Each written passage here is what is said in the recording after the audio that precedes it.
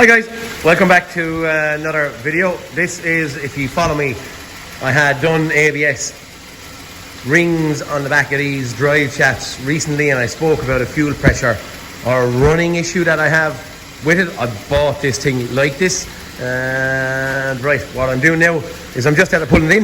I'm after doing 5 minutes of setting up, so I can probably get this knocked out relatively fast, relatively easy. My thought process from the last day when I looked at codes is kind of set in concrete in my head, but where am I going? I'm going to just show you to try and let you see what we're at. Okay, should I send it to the cards? Sometimes the glare doesn't be as bad in here, but the glare can be stupid with me. Okay, what we have, I'm going like that. What we have and what our hard fault is that 29F3 fuel low pressure sensor electric. Okay, not going too far according to their little commonly replaced parts. It's saying fuel pressure sensor. Okay, in order for me to figure out, because I'm not very familiar with these GDI or direct injection petrol yokes, I have to do a little bit of homework and try and go underneath the bonnet, try and figure out where we're at, what we're doing. Now the car is running at this point in time.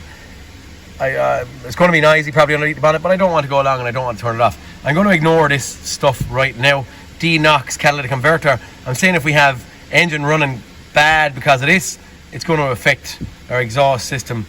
I don't know. We'll go again at it. I've said that there was one of my lads working on this prior to me, and he has bits and pieces taken off. He took off all the bits of plastics and all that kind of crack that were sitting down here, but I'm going to ignore that for now.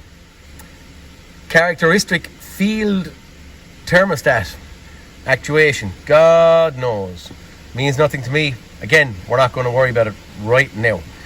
That is what I'm going to go after. I'm going to see if the car starts driving better. It was really bad now to drive. You drive up the road and she'd be kicking and pulling back. As I said, the last owner had replaced the timing chain on this and paid some garage to do it. It wasn't running right. He didn't know where to go. He didn't know what to do. He parked it up. It was parked up for a year or so. I then bought it off him, and I have it parked out another year. So here we go. We're going to try and do something with this. ABS was our starting point, which you saw in the other video, and then we're going to go after the fuel pressure and see where we go from there. Okay, fingers crossed. Quite noisy out there, the engine. It kind of rattles and jingles, so I'm hoping that the timing chain is okay and fitted right and timed correctly. But we'll get rid of our fuel pressure issue and see where we end up for that. Okay, so that is our fuel pressure issue, our fault code. We're going to get into a little bit of data, and we have fuel pressure information here on our data PIDs. I have actually seen Sandy Anderson done a video on some of these BMWs one time. Can't remember which one it was. It's like a 3 Series as well or something, standard one. But I know what he said was that the numbers for snap-on the BMW were, my terminology, crap. But they were incorrect is the true format of saying it, I believe. Now, 65 for our low fuel pressure sensor, we have 6,500 hectopascals. So that's 1,000 is 1 bar, I believe. It could be wrong because I'm after doing this a couple of times. I've assumed and been wrong. Hectopascals are the same as millibar, and 1,000 millibar is 1 bar, is my assumption. So look, anyway, I could be totally wrong, but that number there is wrong. Also, when I feather the throttle, the two top PIDs actually are, that's low pressure. Here is high pressure. Did I go down? Come on, baby. That is 100,000. What did we say here for 1 bar? So we have, in theory, we're thinking 6 bar here.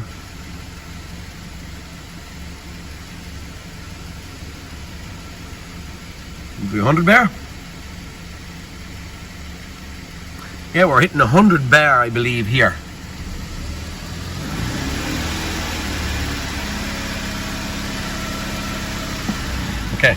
That's the high pressure sensor.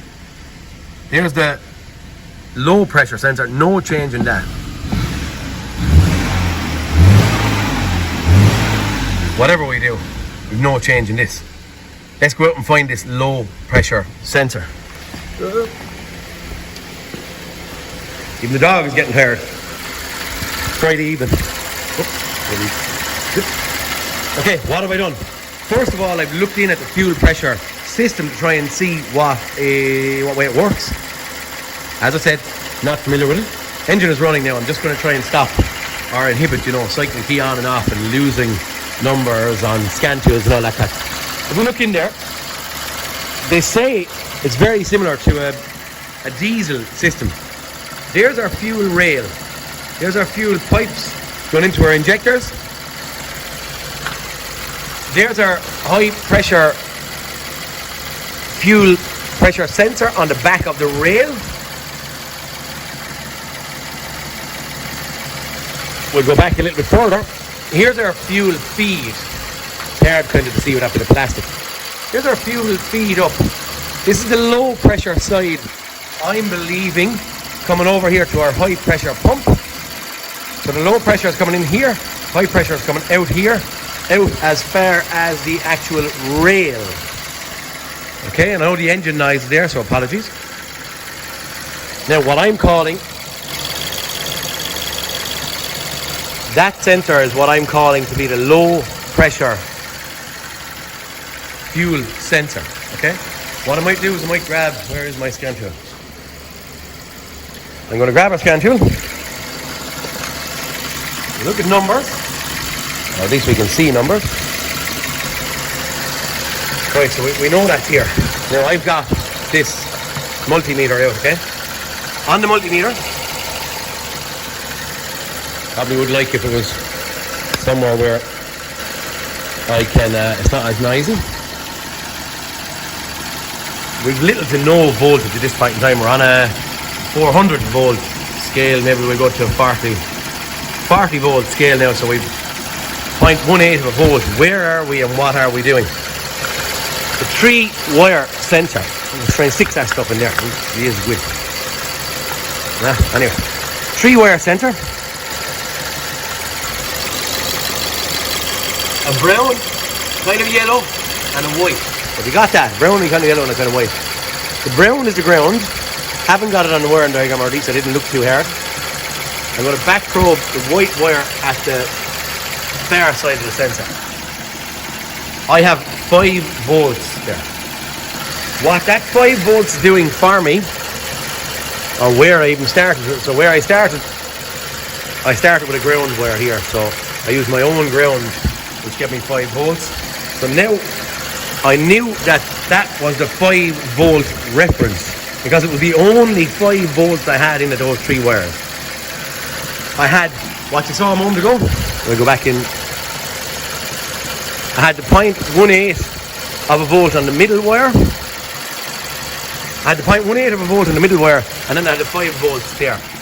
Now what I'm going to do, I'm going to pull out my back probing pin. I'm gone back in the middle wire.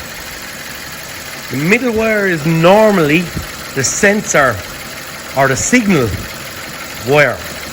Normally. Now, I could be wrong, but most of what I'm seeing is the center one is the signal wire, okay?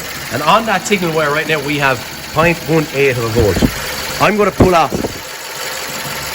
that block connector, okay? She dropped to 0 volts. It didn't change. Our numbers on our low pressure sensor did not change. So we still have 6,500 hectopascals, which I'm saying is 6.5 bar. It thinks. So this sensor and this reading is telling me that this is a pull-up design sensor. So on the signal wire, it's at ground on the signal wire while disconnected, and the sensor or the car, the fuel pressure, whatever you want to call it, has to pull that voltage up to tell us what pressure we have. That makes sense? From 0 up to the 5. It's going to probably be, I don't know, 1, 2, 3, 4, whatever volts is going to be. But I am, at this point, condemning that sensor. Now, I could go in and have a look and see, is there fuel pressure in there? I don't believe I have to, because I have 6.5 bar of pressure in there right now while plugged in. So I'm believing it's in the actual sensor. It is, the fault is, because I don't believe I have 6.5 bar now, even when it disconnected. The default number is 6.5 bar. I believe that's just a sensor short now. But get a sensor. We're going to do a little bit of testing on the new sensor and we'll see where we go from there, okay? This is all unedited, so there are no breaks or cuts in any of this. It's all from start to finish. You saw 10 minutes of a rolling video here just to show you. Okay? We'll get the new sensor. Okay guys, have the new sensor. Sitting here, I'm just after plugging it in. Car is still running. I at no point turned it off. I probably could have sent 12 volts through a test light. Probably. Back into that signal where it confirmed our readings and our numbers. But that sensor has just pulled our voltage or our... Well, it pulled our voltage to 0.5 of a volt, which is what I would say is the lower side. So it's pulling it up there to 0.5 of a volt. We get more pressure in it. It'll pull that up further to whatever, but its upper limit is 4.5 volts, okay? So operating range between 0.5 and 4.5. At right now, this car is seeing no pressure, the sensor. Problem is in theory fixed, and our pressure is now 74 hectopascals, which is in theory zero pressure, no pressure in it. We're going to get this fitted and see what we run at now and see what way the car reacts and runs, okay? Simple stuff. I'm actually going to unfold it off camera. A lot of lads would say disconnect your battery and any form of ignition that can ignite anything. Have a fire extinguisher as well, they will say. Sit in the hand, which I don't have sitting here beside me. But we're going to change that. Going to put a cloth in there while changing so we don't lose any huge amount of fuel and get it sprayed everywhere. Put a cloth around what we're disconnecting, okay? But I'm going to turn off the car before I do any of that, but always think safety first, guys, when you're dealing with fuel, alright?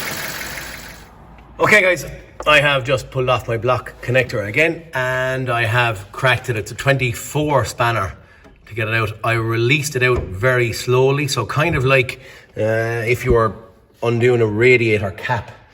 You know, while there's pressure in there, you'd take it off very slowly and gently. That's what I done. I just took it off nice, gentle and slowly. I didn't have much. My rag or my cloth was dirty while I'm taking it out, but there's very little fuel after landing on it. So it is only a little twist of a sensor. It's nearly like an oil pressure switch or something along those lines, but quite easy. Little O-ring you saw on the base of it there. Just make sure you don't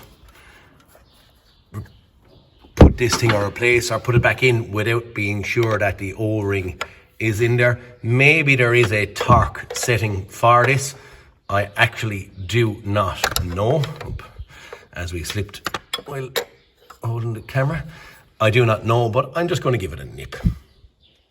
To me, that's tight enough. 20 or 30 years of experience will tell me that it's torqued to perfection. Cloth, time for it to go. Little locking tab sits here. I'm going to spin it around. Watch my little vac probing pins. I don't want them connecting off each other. Okay, here we go. Okay, she's actually after clicking back in there now. The minute it's gone in, again I'm back to my 0.5 of a volt. That was at 0. Once I had it disconnected, it was at 0 volts. Our fuel pressure, you can see it again, our nominal pressure right now is 196 kPa. Maybe there's a slight little bit of pressure in there from where we were. So when we screwed it in, we could have, compressed the air in there, which it'll see that slight little bit. 200 kilopascals again is really no pressure. We're going to go in, we're going to start the key, start the car, turn the key, start the car. And we're going to have a look at these and have a look at these while we're there and just see what we see. Now, I hope this starts relatively handy and easy, because we shouldn't have had too much air or any of that stuff get in there. Okay, she started straight away anyway, which is a bonus. So we are up and running.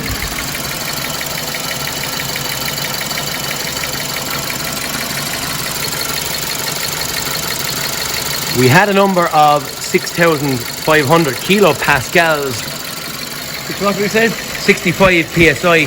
Now we have 5,100, which is around 5 bar. Potentially right to me. Volts here now are 2.5 volts. So there is parameters for that to rise another maybe 2 volts if needed for an increase in fuel pressure. The 6,500 number is not a million miles away from what we have now, but I am suggesting that that's a default number.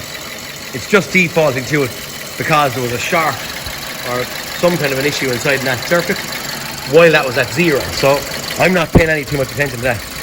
I'll go and I'll show you a part number maybe in a few moments. In here, I'll get in and just see, do we see a change in pressure? We're not seeing a change in pressure right now, but we are seeing a bit. If you look at the live numbers,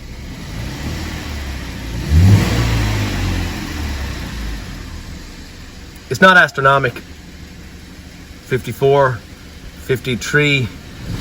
I did see 45 there a little while ago. So the numbers are changing. Where we were just 6,500 and end of story.